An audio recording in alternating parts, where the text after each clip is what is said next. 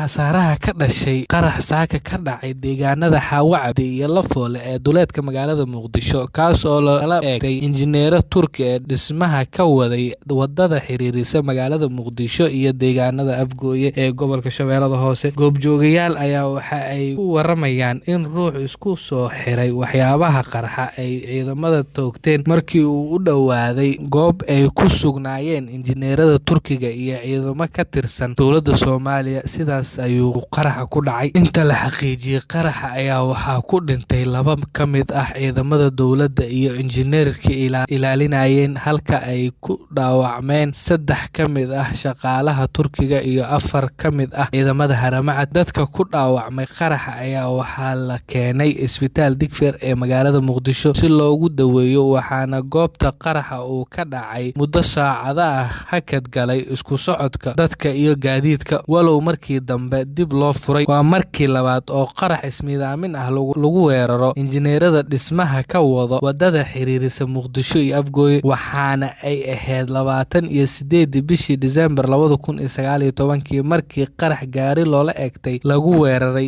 injineerada Turkiga xilli ay ku sugnaayeen isgoyska Ex Control Afgooye, waxaana qaraxaasi ku dhintay dad aad u fara badan oo shacab ah.